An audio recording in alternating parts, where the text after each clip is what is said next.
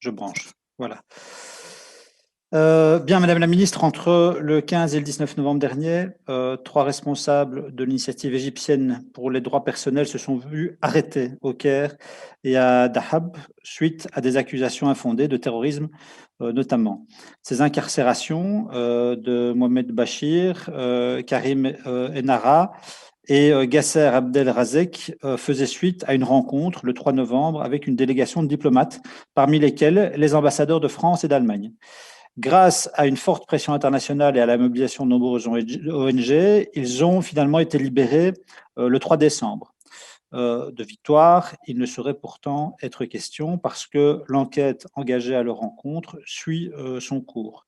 Parce que le 6 décembre, soit la veille de la visite du président Sisi à Paris, en grande pompe d'ailleurs, un tribunal égyptien a confirmé la décision du parquet de geler les avoirs personnels de ces dirigeants de l'initiative égyptienne pour les droits personnels. Parce que surtout, ces arrestations ne sont que la dernière illustration des risques encourus par les opposants politiques dans ce pays. Plus de 60 000 prisonniers d'opinion sont actuellement détenus dans les prisons égyptiennes et j'ai déjà évoqué ici le rôle joué par le bureau du procureur général de la Sûreté de l'État qui est devenu l'instrument de répression majeure du pouvoir. D'environ 529 en 2013, le nombre de poursuites engagées par le bureau serait passé à 1739 en 2018, selon les données d'un rapport publié l'année passée par Amnesty International. D'autres chiffres livrés récemment par l'organisation concernent les exécutions et nous apprennent que 57 individus ont été mis à mort par les autorités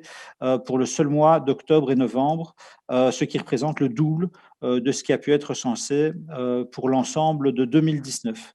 La situation est donc très très grave. Mes questions sont les suivantes, Madame la Ministre. Quelles sont les informations qui vous reviennent de notre représentation diplomatique sur place et quelles sont les initiatives que la Belgique pourrait prendre dans le cadre européen et ou onusien face à cette situation qui devient dramatique et j'ai l'impression un peu dans l'indifférence générale. Je vous remercie. Et je tiens à cette réplique parce que vraiment la situation en Égypte est dramatique et je voudrais faire référence à 2 TikTokeuses, 2 utilisatrices du réseau TikTok qui ont été condamnées à 2 ans de prison récemment pour avoir diffusé des vidéos jugées indécentes et qu'elles avaient organisées pour récolter des fonds pour un hôpital accueillant des enfants atteints du cancer. Et je voudrais également citer M. Bayeldin Hassan, qui est directeur de l'Institut des études pour les droits de l'homme au Caire, qui a publié une carte blanche dans le journal Le Monde récemment. Et il dit ceci: jamais dans l'histoire de l'Égypte moderne, il n'y a eu autant d'avocats, de militants des droits humains, de syndicalistes arrêtés pour avoir exercé leurs droits fondamentaux, que ce soit l'expression d'une opinion, la participation à une réunion ou à une manifestation pacifique, ou tout simplement l'exercice de leur métier d'avocat, de journaliste ou de médecin.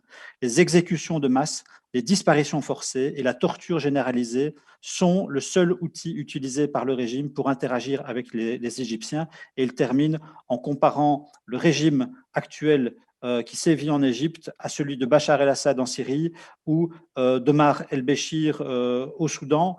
Donc vraiment, je pense qu'on doit se sentir très préoccupé par ce qui se passe là-bas. Je sens un réchauffement des relations entre l'Égypte et un de nos voisins importants. Et j'ai fait référence à la manière dont Sisi a été accueilli par le président Macron il y a quelques jours, quelques semaines. Voilà, je pense qu'il faut être très vigilant sur la question des droits humains en Égypte. La situation est extrêmement grave. Merci.